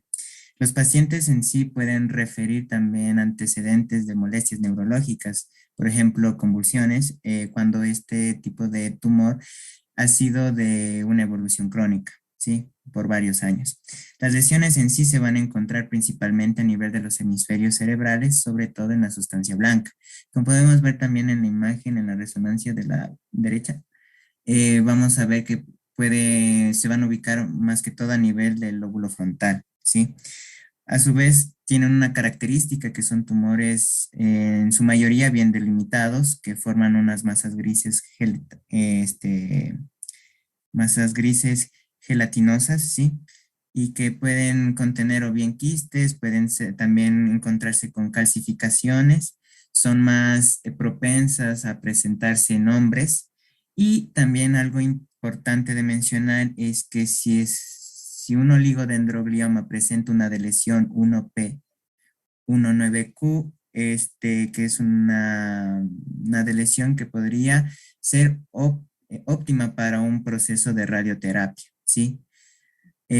A su vez, también algo importante es que su actividad mitótica va a ser mínima o ausente y los índices proliferativos van a ser muy bajos, ¿sí? Eso con respecto al oligodendroglioma. Pásale nomás, por favor. Ya, ahora vamos con el ependimoma, que son las células, como pueden ver, que recubren los ventrículos, por lo tanto van a estar en contacto con el líquido cefalorraquídeo. Aquí tenemos las células. Entonces, ¿qué podemos decir de este? Se ubica en el cuarto lugar hablando de frecuencia en los adultos y el segundo lugar en niños. Aquí podemos ver el ependimoma. Entonces, que se encuentra en la fosa posterior, por lo tanto es en niños y como es de epéndimo, estamos hablando de cuarto ventrículo. Entonces, como va a estar en contacto con el líquido cefalorraquídeo, va a estar desprendiendo células tumorales, entonces va a ser un tumor infiltrativo que se va a ir en todos los sitios donde se reabsorba este líquido cefalorraquídeo. Algo muy característico de este ependimoma es que es muy vascularizado, por lo tanto, en cirugía, la cirugía no es que sea de elección, pero imaginémonos que tenemos un paciente de 4 años, entonces ahí no le vamos a dar radioterapia, porque sabemos que la radioterapia puede impedir el crecimiento, darle retraso a una edad muy temprana. Entonces, en niños, si tenemos niños de 4 años, de 4 a 9 años se les indica cirugía, pero como les dije, es muy vascularizado, entonces hay bastante riesgo de lesionar el tallo. Entonces, a pesar de la cirugía, tiene un pronóstico, por ejemplo, si de 5 años, un pronóstico de vida de 5 años, en un porcentaje mayor al 60%. Y si hablamos de 10 años, el porcentaje de vida va a solo ser del 15%. Entonces, bueno, otra característica es que capta muy bien el medio de contraste, como podemos observar. Y bueno, las indicaciones, recomendaciones es la quimioterapia, radioterapia, y al final podemos decir de la cirugía porque es bastante complicada. Necesitamos de neurocirujanos que sean bien, eh, que sean experticios en esto. Pásale a la siguiente. De hecho, la radioterapia debe ser al final porque el tumor se vuelve más duro cuando se va a operar y dificulta más. Y el ependimoma es un tumor que abraza al tronco, da como prolongaciones que abraza al tronco. Se puede hacer resecciones subtotales o parciales, de hecho. Mm, Pero como vuelve a crecer, no supone que van, o sea, tantas cirugías no va a dañar el tallo. Lo que pasa es que por eso, o sea, cuando tú entras a operar, la idea de una cirugía es que entres a tratar de hacer la mayor éxtasis que puedas en el primer intento.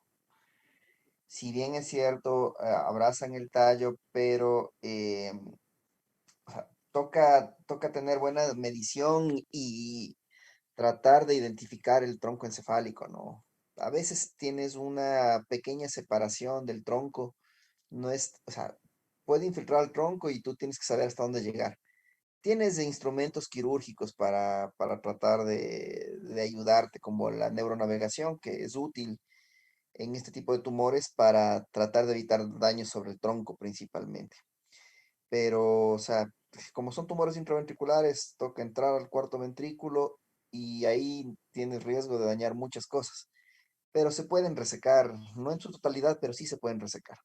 Como te digo, después ya tienen que hacer, mientras una recesión más grande hagas, tú ya puedes dar un tratamiento coadyuvante. ¿Pueden volver a crecer? Sí, sí, pueden volver a crecer. Igual que los meduloblastomas, que son otros parecidos que se encuentran en fosa posterior igual. Ya, doctor. Por otro lado tenemos al meningioma, es decir, pues este va a encontrar en la periferia. Este no es infiltrativo, como pueden ver, es compresivo más bien. Entonces, este podemos dividirlos en benignos y malignos. El benigno, en este caso, tiene bordes lisos, como les acabo de dibujar, y tiene esta colita de ratón que así se le suele decir. Y bueno, aquí podemos ver que en estas pinzas están agarrando el pliegue de la dura madre, entonces como pueden ver es compresivo, es decir, no se va a infiltrar y la cirugía va a ser, supongo que debe ser algo fácil. Pásale a la siguiente. Ya, bueno, estas imágenes, como pueden ver, bordes lisos, tiene una colita en ratón y son compresivos. Pásale a la siguiente. Bueno, ahí está la clasificación. Grado 3 es el maligno, grado 1 es el benigno. Bueno, tenemos el grado 2 que es el atípico. Pásale. Ya. Como podemos ver, pueden crecer. Aquí está enormemente, está muy grande. Entonces tendríamos síntomas de hipertensión intracraneal porque ya el cerebro no puede de dónde compensar esta ocupación de la masa, es decir, ya ha sacado bastante líquido cefalorraquídeo, entonces va a ocupar bastante. Acá arriba también tenemos igual, estos son pequeños, estos se los puede sacar fácilmente, pero hay que tomar en cuenta, por ejemplo, este meningioma es frecuente en adultos y sobre todo en mujeres. Entonces, cuando hablamos en mujeres es porque tienen receptores, estos tumores tienen receptores hormonales de progesterona que van a estar conductuales al ciclo menstrual, es decir, va a crecer mientras tenga su ciclo menstrual y van a cesar, es decir, se van a reducir de tamaño cuando estén en la menopausia. Entonces, pongamos un ejemplo de que este de aquí va a ser una paciente femenina que acudió por traumatismo encefalocraniano y que se le encontró este meningioma. Entonces, por ejemplo, si la mujer está en edad fértil, es aconsejable ir a cirugía y resecarle el tumor, pero si ya es una mujer adulta que está en la menopausia, suele disminuir, no es necesario la cirugía, porque como crecen por lo que tienen estos receptores hormonales, van cambiando, entonces pueden disminuir y la radioterapia y quimioterapia es favorable. Pásale al siguiente. Y cuando son malignos, hay que considerar, lo primero es que sea masculino. Si es masculino, tendríamos que sospechar que sea un meningioma maligno, también por sus bordes irregulares, como pueden ver. También tienen esto, acá en la otra imagen, edema, bastante edema. Y bueno, esos son los que se les considera malignos, tienen edema, a pacientes masculinos, bordes irregulares. Pásala a la siguiente. Y ahora los tumores celares. En los tumores celares tenemos este adenoma de hipófisis. Como podemos ver, estamos hablando de la adenohipófisis. Lo clasificamos, lo podemos subclasificar, la mitad que sean productores de hormonas y la otra mitad que no sean productores de hormonas. Y, y bueno, la cirugía es aconsejable en los que no producen hormonas cuando está comprimiendo el quiasma óptico. Entonces, en cambio, ya los que son productores de hormonas podemos dividirlos de acuerdo a las hormonas que producen, pero mayoritariamente es los que producen la prolactina. Entonces, Prolactinomas. sí, prolactinomas. Entonces eh, tendríamos de la prolactina. Estos antes se los operaba, ahora se utiliza cabergolina, que suele controlar esta secreción regula la prolactina. Entonces, las manifestaciones clínicas serán eh, eh, galactorrea, disminución de líbido, etcétera.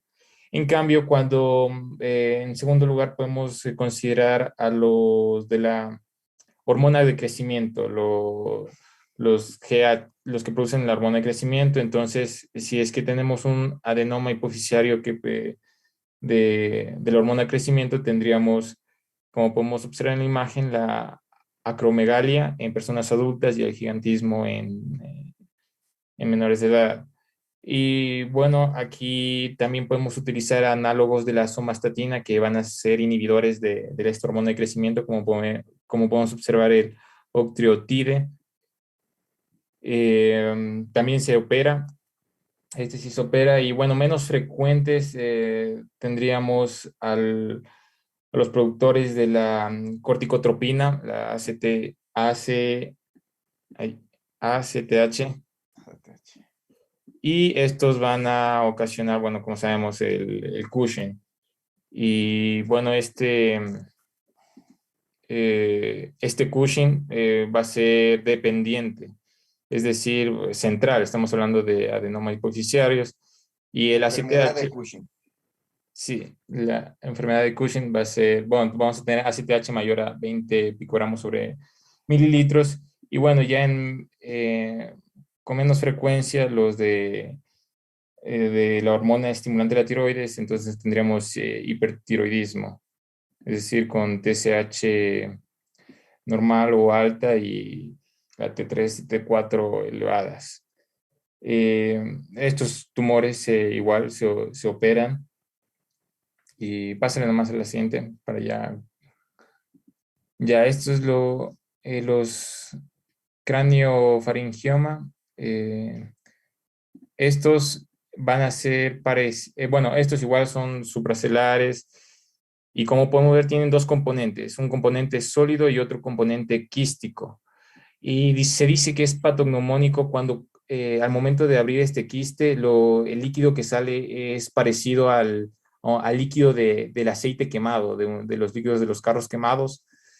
Y bueno, estos se dice que son 100% benignos, pero tienen un comportamiento maligno, ya que cuando se los opera, tenemos el riesgo de, bueno, en este caso, tenemos que tener cuidado con las cerebrales anteriores, igual con al estar en contacto con el hipotálamo, con el tallo, hay que tener cuidado y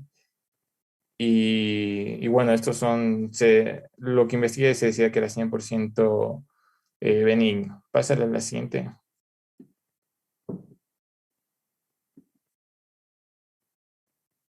Ya, este era el que comentaba el doctor, que es muy parecido al ependimoma. Este es el meduloblastoma o neuroectodérmico, es decir, que vienen de las células embrionarias. ¿Cuál es la diferencia con el ependimoma? Bueno, este no va a estar necesariamente en el ventrículo, sino pueden estar a la periferia, como pueden ver. Igual en niños se presenta y este tiene este carácter maligno porque se los opera, vuelven a crecer, se los opera, vuelven a crecer, entonces van a ser muy concurrentes en los niños y le es parecido, es prácticamente similar al ependimoma, para no ocuparles más tiempo. Pásale a la siguiente. Y por último, el schwannoma. Estos se originan en el octavo par craneal, el vestíbulo coclear, y esto es lo que cuáles serían sus manifestaciones clínicas, obviamente la hipoacusia, y antes irónicamente se los operaba, pero imagínense, llegaba el paciente con hipoacusia y salía del consultorio con sordera, entonces por eso no era recomendado, bueno, ya no se les operaba, sino se les hacía radioterapia. Y también, bueno, tenían esto neurofibromatosis, como pueden ver, esta era la clínica, también estas manchas de color leche. Y, y bueno, antes lo que se les hacía era esto, la radioterapia abarcaba todo esto, pero al cabo de 2 años podían sufrir de necrosis a nivel del tallo. Es decir, los pacientes mejoraban, se sentían mejor, pero a cabo de 2 años o bien podían sufrir necrosis de tallo o también afectaban al par craneal del otro lado. Es decir, aquí teníamos el tumor, le hacíamos radioterapia, pero a cabo de 2 años se afectaba el nervio del otro lado. Entonces se optó por la radiocirugía, eh, que no es que sea una cirugía como tal, sino es parte de la radioterapia, pero es más dirigida. En este caso llegaban los chorros se irradiaban de esta manera, entonces era de mejor pronóstico hacer de esta manera la radioterapia, es decir, la radiocirugía. Y bueno, aquí se hacía esto cuando eran menores de 3 centímetros los schwannomas. Cuando son mayores ya se les operaba y bueno, antes se les extirpaba con todo nervio coclear y también hay que tener bastante cuidado por lo que les comenté al inicio, como está muy cerca del séptimo par craneal, puede ocasionar una parálisis periférica. Entonces, pásale a la siguiente.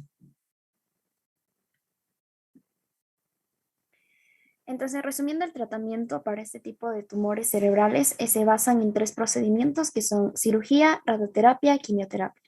La cirugía es muy ideal en aquellos que tengan estas características de benignidad, en tumores que sean muy delimitados, pues se puede hacer una resección completa y con ello pues incluso es una terapia curativa.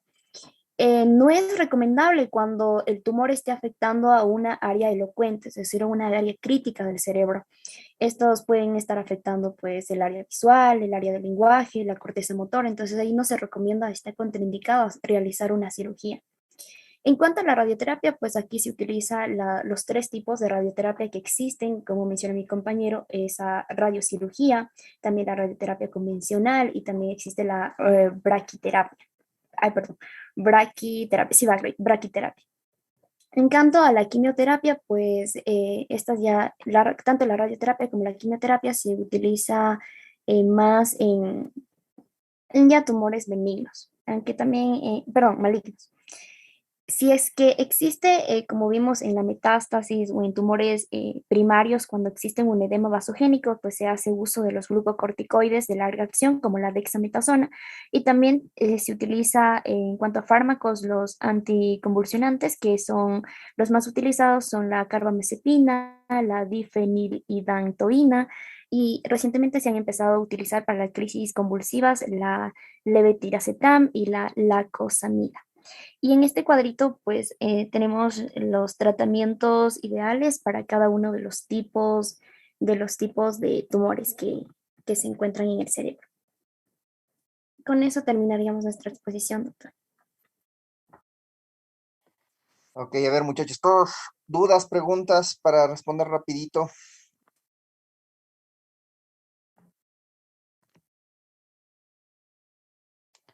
Bueno, a ver, los tumores se dividen, ¿no es cierto? Benignos y malignos. Benignos, tenemos los meningiomas, los adenomas hipofisarios y ciertos tumores pineales. Acordémonos que el cerebro depende de las tres hojas, mejor dicho, todo lo que es la parte del tejido nervioso.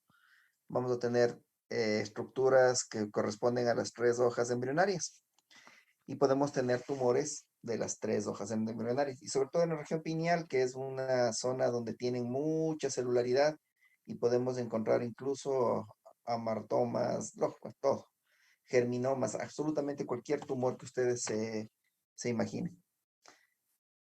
La sintomatología depende de la localización. El tratamiento inicial, si hay mucho edema, dexametasona, medidas antiedema, y lo ideal en la mayor parte de tumores es cirugía, ¿no es cierto?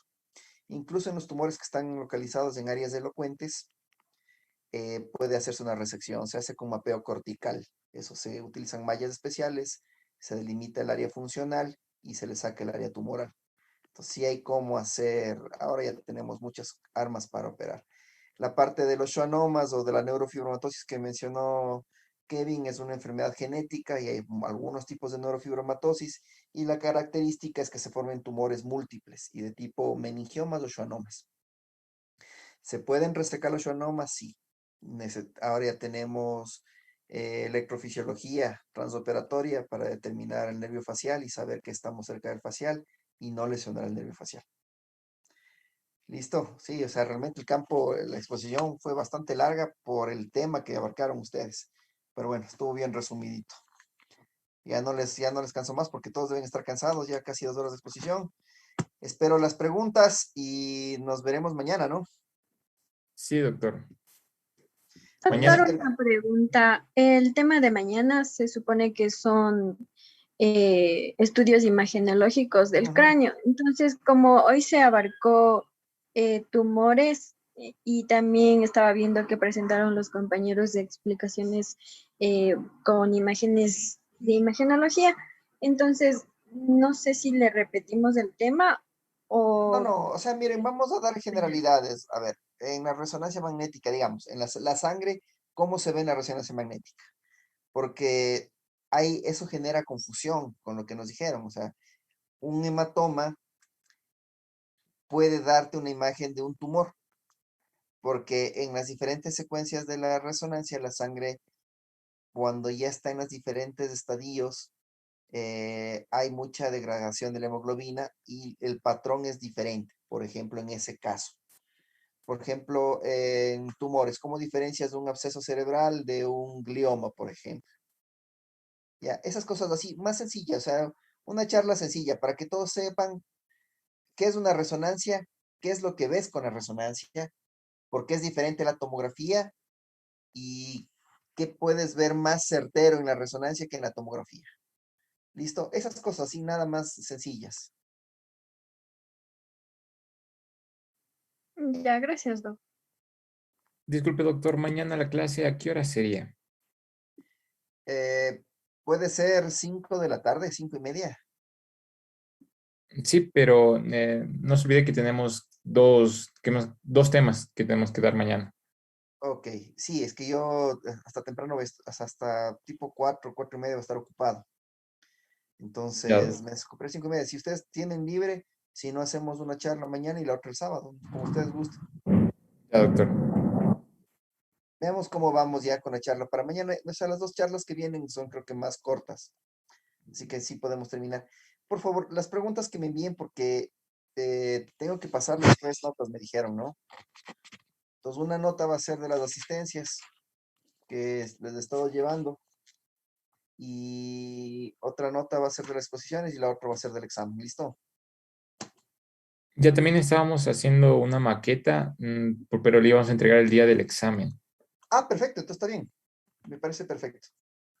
Ya, Y hacen la doctor. maqueta y ya vemos cómo hacemos ahí, pero está bien, está bien. Las dudas que tengas y que se quedaron con dudas de esta clase, podemos verlas mañana, unos 5 o 10 minutitos y continuamos con la siguiente exposición, porque sí es un tema largo y a veces un poquito confuso en ciertas cosas. ¿Listo? Listo, doctor. Entonces nos vemos mañana. Listo. Ok. Gracias. Hasta luego, buena tarde. Hasta luego, Gracias, doctor. Hasta doctor. luego, doctor. Muchas gracias. Gracias, Gracias, doctor. doctor. Hasta luego, gracias.